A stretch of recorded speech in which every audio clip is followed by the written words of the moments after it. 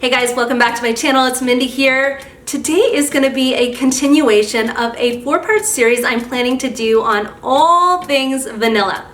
So the first video that I did honed in on affordable vanillas that I really love. The second video talked about vanilla fragrances that I may like, that I may not love as much, but that I won't be adding to my collection. Today's video is the third in this series, and I'm going to be talking about vanillas that I absolutely adore that fall into that designer niche realm, and I consider them to be mid to high range price point. And then the fourth video, I will be focusing in on fragrances that I love that have a heavy vanilla presence. They may not be vanilla centric, so to speak, but they have a heavy vanillic presence. So you'll see that for today's video, I am considering these non-affordable vanillas. So psychologically, I generally think of affordable as being $50 or less, and that's simply how I'm classifying it for today's video, and that's how I was thinking about the affordable vanillas that I did. So that's where I'll be putting that benchmark or that sort of guardrail of affordable versus, mid to high range price point. I know that that's completely subjective for everyone, but that's sort of what I thought made sense in terms of how I would view the breakout of price. And so one other thing that I'll call out here, my first video in this series was affordable vanillas, and I did hone in on in my intro how men tend to appreciate vanilla fragrances, that in general they are viewed as an aphrodisiac, but also vanilla is a very sought out note for women in fragrance as well. And I found some indications that women also really love that note in fragrance, myself included. So without further ado, let's jump into these fragrances that I love. One more thing that I'll call out real quick is that this is a short list. My mid to high range price point designer niche fragrances that I found that are vanilla centric is a short list. I'm constantly exploring other vanillas, other fragrances, as well as I continue down this fragrance journey. But my list of holy grails or favorite vanilla fragrances right now is fairly short. So I'm looking to evolve this over time and grow the vanillic presence in my fragrance collection. So the first fragrance that I'm going to talk about today is Vanille West Indies by Ligne St. Barth. And this is a beautiful vanillic fragrance. I ordered a full bottle of this quite a while back, several months ago, maybe at the end of 2020. And I did that because I sampled a couple times and I fell in love with this fragrance profile. This is a gorgeous, sweet, caramelic vanilla fragrance, and it really was love at first spritz. I find this quite linear to other vanillas that I have in my collection, but it is a delicious, gourmandish type vanilla. Another thing that I notice is that this is becoming less and less accessible at this point in time, and from what I understand is that Ligne St. Barth is in the process of developing this fragrance, possibly releasing it again in the August timeframe. So just a quick call out there that it may not be all that accessible in the near term. My recommendation is to gather all of us fragrance enthusiasts together. Maybe we just take a trip down to the French Caribbean. We go to St. Barth's, I think it is, St. Bartholomew, and we visit them in person and just see how they're doing on that progress. I could really use a trip to the Caribbean right now. So yes, I think this is worth the hype. I think it's a lovely vanilla.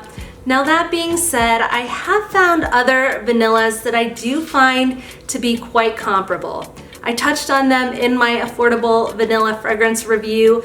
It is Outremer Vanille as well as Solenotes Vanille. They come quite close to Vanille West Indies, so if you're looking for this scent profile, you don't want to wait till August. You want something at more of an affordable price point. I do highly recommend checking those out and see if they will substitute your near-term desire needs, or if maybe they will satisfy your craving for something like this. Again, that is Vanille West Indies by Ligne St. Barth. Okay, the next fragrance on my list is Kayali Vanilla 28, and this is a very popular, very talked about fragrance in the perfume community at this point in time, and that's because it's just a gorgeous vanilla fragrance. Like I said, it wasn't love at first sniff. I did sample before I bought this one. I tried it out and I didn't really, jump at the chance to buy it. But then I tried it again and found myself craving it after time. And now it's one of the top vanillas that I'm reaching for. I reach for it maybe a little bit more in the winter time, but I also will reach for this in the summer when I'm just craving that deep, warm, cozy type vanillic scent. Now, this is vanilla, but it is blended with amber, with musk, patchouli, brown sugar, and tonka bean. I honestly think it's the brown sugar note that I find so addicting here. It's just a little bit unique to anything else I've tried, and there's sweetness in here that is sort of a mature sweetness. It's not, that bubblegummy sweetness that you find in some other fragrances. This is a mature sweetness, not done in a dated way, but really a gorgeous, gorgeous way. I find it to be cozy. I find it to be soothing. It's a kind of fragrance that I wear anytime, any place. It is very much a fragrance that somebody might want to choose as their signature scent because it is so pretty. It's lovely, a great vanilla. That is Kayali Vanilla 28. The next fragrance that I want to touch on here is Eau Duelle, and this is the EDT by Diptique.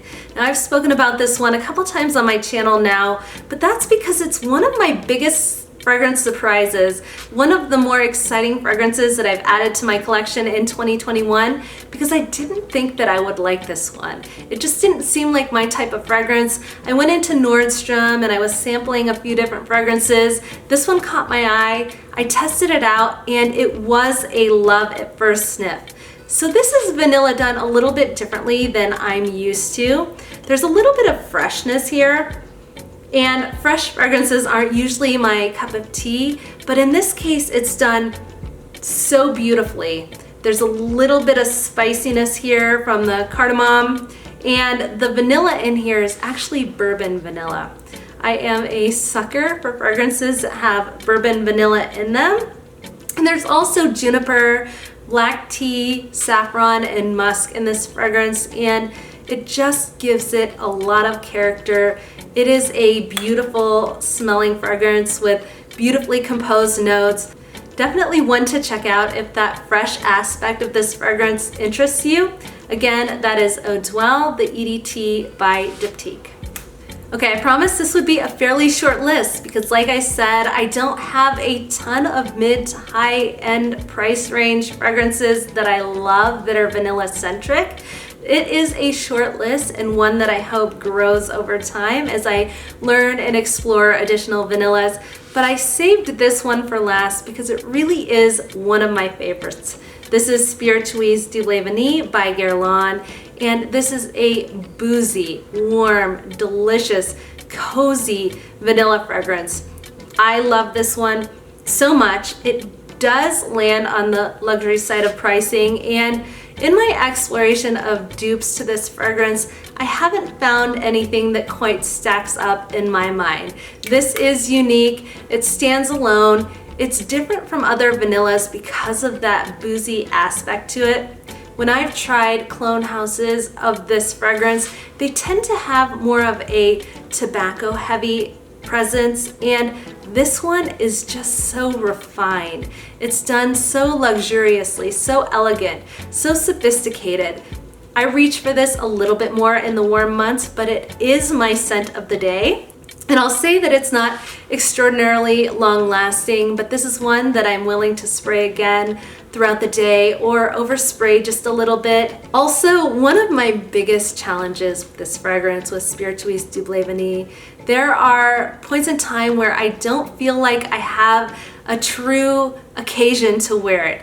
I feel like this is sophisticated and elegant and classy, all of those things, and when I put on yoga pants and a t-shirt, I don't know that that does this fragrance justice.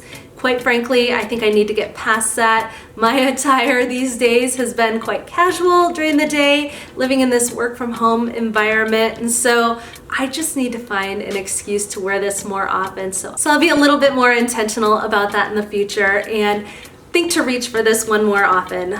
Like I said, this is just a gorgeous scent, done differently than any other vanilla fragrance in my collection, and one that I highly recommend.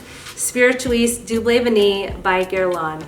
Alright guys, thank you so much for tuning in. I hope you enjoyed this video on vanilla fragrances that I really love and enjoy. If you did, please go ahead and give it a thumbs up. I appreciate you guys so much for watching, and until next time, I'll see you soon.